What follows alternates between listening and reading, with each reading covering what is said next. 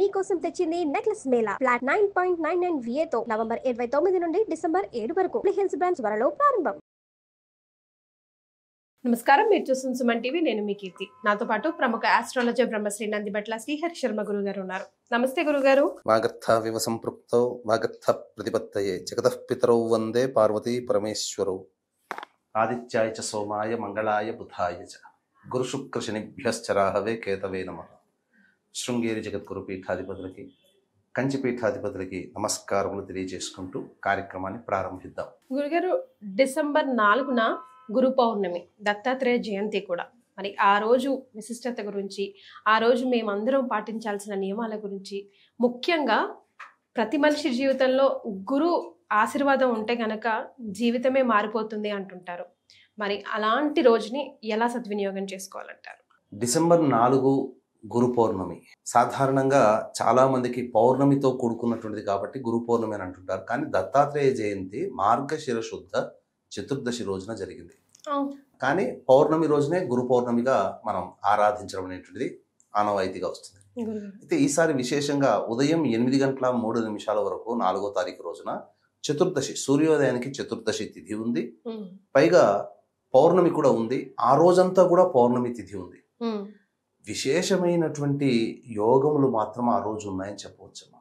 ఎందుకనంటే ఇప్పుడు సాధారణంగా మనం గమనించుకుంటే తిథుల ప్రకారం ఉన్నప్పటికీ ఆ తిథులకి గ్రహ సంపత్తి కూడా కలిసి వస్తే శోభాయమానంగా ఉంటుంది. ఆ రోజున ఏదైనా ఒక సంకల్పం అనుకొని దత్తాత్రేయుని యొక్క ఆరాధన మనకు తోచినట్లుగా అతి స్వల్పముగా సునాయాసముగా మనం భక్తితో గనక చేసుకుంటే ఆ పుణ్యతిథులు గ్రహ సంపత్తి మేళవించడం వల్ల గొప్పదైనటువంటి సంకల్పం నెరవేరుతుందమ్మా. ఎందుకనంటే ఆ రోజున పౌర్ణమి తిథి కూడా ఉందని చెప్పాను కదా. ఆ రోజున మధ్యాహ్నం 2:03 వరకు కృత్తికా నక్షత్రం ఉంది. తదనంతరం రోహిణీ నక్షత్రం వస్తుంది. అయితే పౌర్ణమిని సాధారణంగా అమావాస్య అయితే పగలు అమావాస్య, రాత్రి అయితే పౌర్ణమి ఉన్న తిథులు ప్రాశస్తం ఉంటుంది. ఈ 4వ తారీఖు రోజున రాత్రి అంతా కూడా ఈ పౌర్ణమి తిథి ఉంటుంది. పైగా రోహిణీ నక్షత్రంతో కూడుకున్నటువంటి పౌర్ణమి వస్తుంది. ఇది చాలా విశేషం అమ్మా. ఎందుకంటే గ్రహ సంపత్తి అని ఇంతకుముందు మాట్లాడాను కదా. చంద్రుడు ఉచ్చ స్థితిలో సొంత నక్షత్రంలో ఉంటాడు, రోహిణీ నక్షత్రంలో. తర్వాత గురువు కూడా ఉచ్చ స్థితిలో ఉన్నాడు. అంటే ఇక్కడ మీరు చూడండి, గ్రహాల యొక్క కలయిక ఉండడము. గురువు తన ఉచ్చస్థితి కర్కాటకంలో ఉన్నాడు. ఆ కర్కాటక రాశ్యాధిపతి అయినటువంటి చంద్రుడు ఉచ్చస్థితిలో ఉన్నాడు. ఇది చాలా విశేషం. ఇక ఉన్నటువంటి నక్షత్రం కూడా చూసుకున్నట్లయితే పునర్వసు 4వ పాదము ఇలా సంబంధించినటువంటి దాంట్లో ఉన్నాడు గురువు, పునర్వసు పుష్యమి నక్షత్రంలో. కాబట్టి ఇది కూడా గురువుకి సంబంధించి చాలా విశేషమైనటువంటి సమయం అని చెప్పవచ్చు. కాబట్టి ఈ విధంగా వీక్షించేటువంటి సుమన్ టీవీ ప్రేక్షకులు కూడా ఎవరైనా కానీ మీ యొక్క సంకల్పం నెరవేరాలి అని అంటే ఈ 4వ తారీఖు రోజున చెప్పే పరిహారాన్ని మీకు శక్తి కొలది చేసుకోండి. అంతే తప్ప ఏదో ఆడంబరంగా చేసుకోమని కాదు ఇక్కడ. అయితే దత్తాత్రేయ స్వరూపం అన్నప్పుడు దత్తాత్రేయుని యొక్క స్వరూప విధానాన్ని కూడా తెలుసుకోవాలమ్మా. సాక్షాత్తు త్రిమూర్తుల యొక్క అంశావతారంగా జన్మించినటువంటి వాడు, అత్రి అనసూయలకి సంబంధించి జన్మించిన పుత్రుడు, సాక్షాత్తు విష్ణువాంశ సంభూతుడే దత్తాత్రేయ రూపంగా వెలిచినటువంటి రోజు సంబంధించినటువంటి అవతార స్వరూపం. ఈ అవతారానికి అంతము లేదు, పరంపర తప్ప. ఈ దత్తాత్రేయుని యొక్క అవతార పరంపరలో ఆయన తరువాత, దత్తాత్రేయుని తర్వాత శ్రీపాద శ్రీవల్లభుల వారు, అది పరంపర. ఈ నృసింహ భారతి స్వామివారు, ఇది పరంపర. ఇలా ఈ పరంపరలో అనేక మంది యోగులు, అవధూతలు అనేటువంటి వాళ్ళు వచ్చారు. కాబట్టి ఇక్కడ యోగులు, అవధూతలు అన్నప్పుడు ఇక్కడ ఉన్నటువంటి ప్రస్తుత సమాజంలో ఈ చాలా మంది చేసేటువంటి వింత చేష్టలు, అంటే ఈ కలియుగంలో దైవం అనేటువంటిది అంత తొందరగా రాదమ్మా. ఏదో హారతులు ఇస్తేనో, ఏదో భజనలు చేస్తేనో, చాలీసాలు చదువుకుంటేనో వచ్చేది కాదు. నామస్మరణ ఉండాలి. కానీ నామస్మరణ మన పురాణాల్లో కానీ, భవిష్యోత్తర పురాణం అంటే కలియుగాంతం వరకు కూడా చెప్పబడ్డది భవిష్యోత్తర పురాణం. ఆ పురాణంలో ఎక్కడా లేని వ్యక్తుల్ని ఇప్పుడు పూజించడం జరుగుతుంది. తద్వారా ఇప్పుడు చాలా మంది మానవుడిగా పుట్టి మానవుడిగా మరణించినటువంటి అవతారాలకి మరణం ఉండదమ్మా, సమాప్తి ఉండదు. అవతారాలకి పరంపర కొనసాగుతుంది. అంతే తప్ప మరణం అనేటువంటిది ఉండదు. అవధూతలుగానే మనం ట్రీట్ చేయాలి తప్ప దైవంగా ట్రీట్ చేయకూడదు. ఇంతకంటే గొప్పవాళ్ళు కంచిపీఠాధిపతులు చంద్రశేఖర సరస్వతి స్వామి వారు. ఎంత గొప్పవాడమ్మా! ఆదిశంకరాచార్యులు ఏ విధంగానైతే కాలినడకన చేశాడో ఆ విధంగా ముమ్మార్లు ఆసేతు హిమాచలం ప్రదక్షిణ చేసినట్టే 3 సార్లు భారతదేశాన్ని చుట్టుముట్టి వచ్చాడు. అటువంటి మహానుభావులు నడిచినటువంటి నేలలో అటువంటి వాళ్ళని కూడా ఆరాధన చేయమన్నారు, కానీ భక్తితో పూజలు చేయమని ఆయనకు కూడా ఎక్కడా లేదు. కాబట్టి ఇప్పుడంటే ఈ గురు పౌర్ణమి అనగానే చాలామంది పులోమని బాబాల ఆశ్రమాలకి, వాళ్ళకి పాదసేవలకి, వాళ్ళకి ఇవన్నీ వెళ్తున్నారు. మానవుడికి ఏమి చేయాల్సింది లేదు. కాబట్టి అసలైనటువంటి దత్తాత్రేయునికి సంబంధించినటువంటి విధి విధానము మనకు గీతా ప్రెస్ వాళ్ళు కానీ వాళ్ళు ప్రచురించిన దత్తాత్రేయ ఆరాధన పుస్తకం ఉంది. ఆ రోజు వీలైతే మధ్యాహ్నం కదమ్మా, ఆ రోజు మధ్యాహ్నం 2 గంటల తర్వాత రోహిణీ నక్షత్రం వస్తుంది. 3 గంటలకి అపరాహ్న కాలము దాటిపోతుంది. కాబట్టి ఆ 3 గంటలకి ప్రారంభించి దత్తాత్రేయ చరిత్ర ప్రారంభించి దత్తాత్రేయ చరిత్ర పూర్తి చేయగలిగితే చాలా విశేషం. ఒక 8-9 గంటల్లో పూర్తి అయిపోతుంది. మొత్తం ఆ పుస్తక చరిత్ర అంతా పారాయణం చేయడం. అంటే ఏమన్నా మండపం లాగా ఏర్పాటు చేసుకోవడం గానీ అట్లా ఏమన్నా ఉంటుందా? మనము ఉపవాసం ఉండగలిగితే ఉంటే మంచిది. లేకపోతే కనీసము టిఫిన్, పాలు, పండ్ల పదార్థాలు తీసుకున్న తర్వాత మధ్యాహ్నం 3 గంటలకి ఎలాగో పొద్దున స్నానం చేస్తాం కాబట్టి మళ్ళీ కాళ్ళు చేతులు కడుక్కొని చక్కగా ఉత్తరం వైపు కానీ తూర్పు వైపు కానీ ఫేస్ పెట్టి సంబంధించినటువంటి దత్తాత్రేయ చరిత్ర గీతా ప్రెస్ వాళ్ళది దొరుకుతుంది. వాళ్ళది మనం పారాయణ గ్రంథంగా తీసుకొని మొట్టమొదటి అధ్యాయం నుంచి పూర్తయ్యేంత వరకు లేవకుండా ఉండి ఆ పారాయణాన్ని చేసుకోవాలి. సుఖాసీనము కావాలి అంటే కూర్చోగలిగే ఓపిక కూర్చోవచ్చు, లేకపోతే కుర్చీ మీదైనా కూర్చోవచ్చు. కానీ కూర్చునే విధానంలో ఆసనం మాత్రం ఏదైనా కానీ దర్భాసనమైనా కావచ్చు, ధావళి అయినా పెట్టుకోవచ్చు. ఇలా ఏదైనా కానీ ఒక మంచి కనీసము తెల్ల తుండుగుడ్డ టవల్ లాంటిది కొనుక్కుంటే ఒక 15-20 రూపాయలు పెడితే వస్తుంది. దాన్నైనా కానీ పెట్టి ఆసనంగా చేసుకొని చేయాలి. ఇది విధానం. లేదు మధ్యాహ్నం 3 గంటల నుంచి మొదలుకొని ప్రదోషకాల సమయం వరకు కూడా ఈ దత్త అష్టకం అని ఉంటుందమ్మా. దత్త కవచము కానీ, దత్త కవచం చాలా పెద్దగా ఉంటుంది.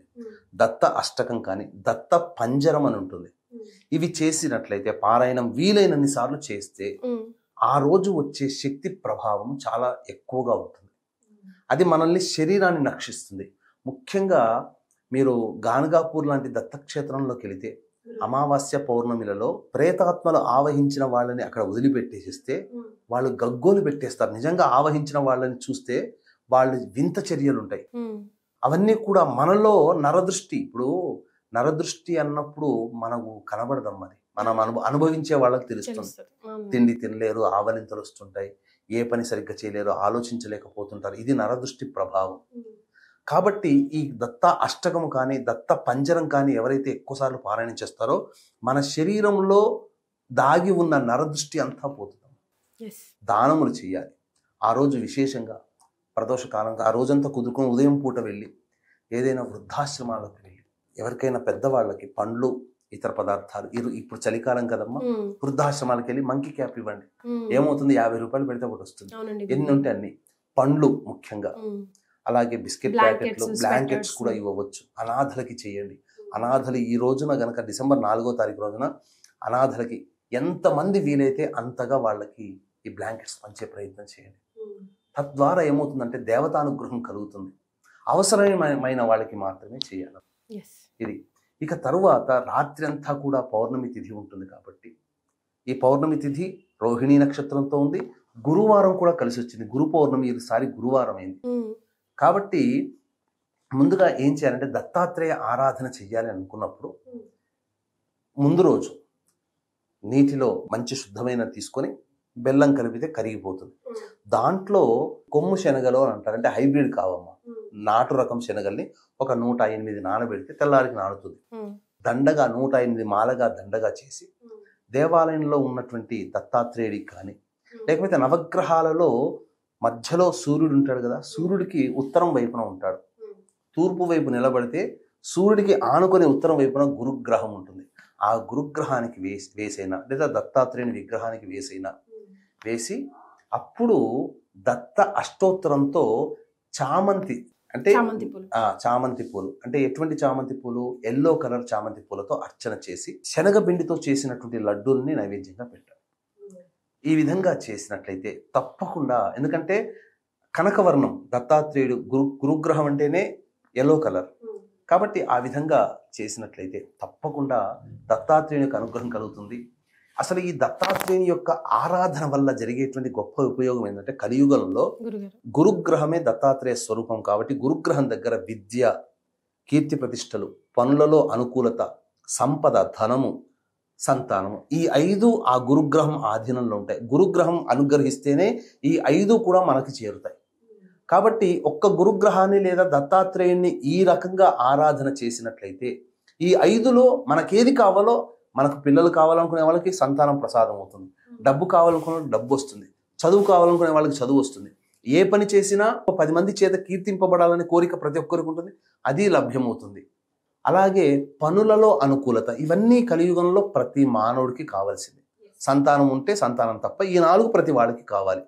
కాబట్టి ఇవన్నీ కూడా గురుగ్రహం యొక్క అనుగ్రహం వల్ల కలుగుతుంది. కాబట్టి ఈ విధంగా చేసి, లేదు గురువు యొక్క హోర ఉంటుంది, పొద్దున్నే సంబంధించినటువంటి హోరల్లో మధ్యాహ్నం కానీ, ఈ హోరల్లో గురు హోరల్లో కానీ ఆవుకి తినిపించినా చాలు. నానబెట్టిన శనగలు తినిపించవచ్చు, నానబెట్టిన శనగలు తినిపించవచ్చు. ఈ విధంగా చేసినట్లయితే, లేదా గురు చరిత్ర పారాయణం చేస్తారు, లేదా గురు దత్త కవచము కానీ దత్త పంజరం కానీ పారాయణం చేస్తారు కదా, శనగలు నానబెట్టి నైవేద్యంగా పెట్టి అందరికీ పంచండి, తప్పే ఉంది. ఇప్పుడు ఏ దేవతా గుళ్ళలోకి వెళ్ళినా ఉడికించినా లేదా నానబెట్టిన శనగలు ఇస్తున్నారు కదా, చేయొచ్చు, తప్పులేదు. ఆ విధంగా అసలు దత్తాత్రేయుని యొక్క ఆరాధన అనేటువంటిది తగ్గిపోయి మానవుడిగా పుట్టి మానవుడిగా పెరిగి జరామరణాలు, రోగాలు, రొస్టులతో వచ్చి చచ్చిపోయిన వాడికి ఏమో నిలువెత్తు విగ్రహాలు పెడుతున్నారు. ఇక్కడేమో దత్తాత్రేయుని ఒక చిన్న విగ్రహం ఆయన పాదాల దగ్గర పెడుతున్నారు. ఎంత దరిద్రమైనటువంటి ఆలోచన విధానంతో మన హిందువులు అనేటువంటి వాళ్ళు కుచించుకుపోయారో అర్థం కావట్లేదు. కానీ అసలు వేరే వాళ్ళు, వేరే మతం వాళ్ళు వాళ్ళ దైవాన్ని వేరే వాళ్ళ పాదాల దగ్గర పెడితే ఊరుకుంటారా?